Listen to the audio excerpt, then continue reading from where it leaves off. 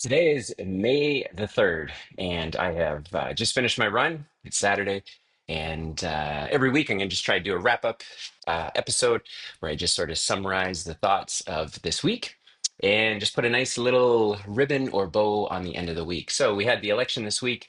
This week I started sharing my thoughts about my thoughts on wanting to go to the US for half a year on a visitor visa and go to Spain for 90 days, as I've been doing for the last couple of years and then maybe spend less time in Canada.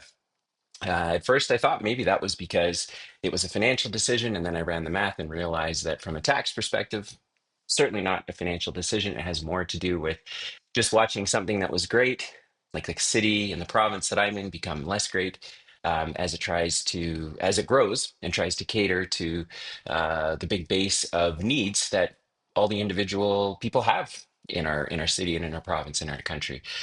So then that got me thinking about putting an E2 visa together to get into the US to start a business. Need $100,000 or more, need a business plan. And so I'm going to start going down that path. The only decision was, where do I do it? So far, I've landed on Austin, Texas, because I'm not sure that I'll start a bricks and mortar business there, but maybe just take my startup from where I am now, bring it down there, look to get involved in the local tech community down there and see if I can't grow it.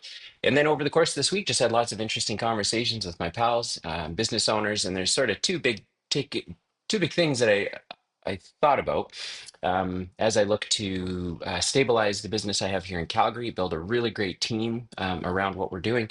I don't know if I said it earlier in the week, but we're got enough kind of business on the books this year that we're going to double in size. And so that means as the owner, although I'm not an operator, my job is to make sure that we've got the right people on the team. And so this week I've started looking for someone that can be a local warm body that we can use to do a whole bunch of things from purchasing to some basic invoicing and bookkeeping, which we currently are doing overseas. But there's some specific tasks that can only be done locally. And so we're going to add some more bench strength to the team in that way.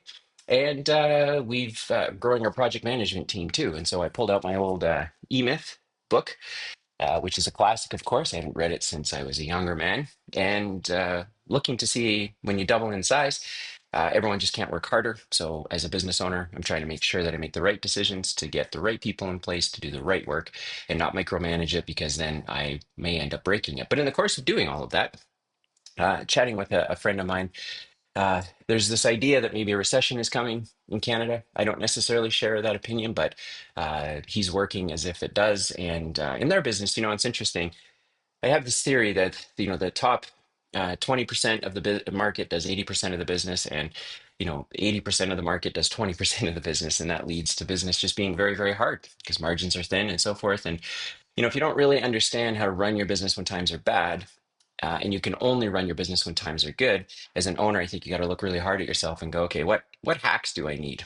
When I took over the business that I currently have, it was during COVID, and we had just a whole bunch of hacks that we needed to use in order to make sure that we could be profitable during COVID. So then when COVID was over, your profitability just goes up. And now that we're growing, it requires a different set of hacks. But in his business, he doesn't have that yet. And it really annoys him and frustrates him and bothers him that he doesn't have it.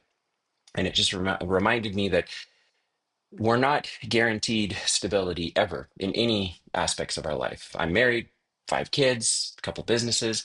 There's nothing that I am guaranteed to have today or tomorrow or the next day. But a lot of businesses are really upset, certainly with the American political environment. Even me with the Canadian political environment, that things are unstable, and that causes fear and that causes stress. But the truth is, as business owners, we're really burdened with the responsibility to provide stability to our team in the face of instability. And so we shoulder the burden to make the decisions that we have to make in order to make sure that our businesses can survive. And so that's one of my big takeaways this week, is I keep hearing this idea of stability and instability and who knows what the future holds. And the truth is, it's always been like that. We've just had a couple of decades where that hasn't been the case, and it's very unsettling for people. But if you own a business and you're listening to this, you can adopt my position, which is you got to just play the game that's on the field. You can't pretend that there are other factors that you can leverage. You have to play the ball where it lies.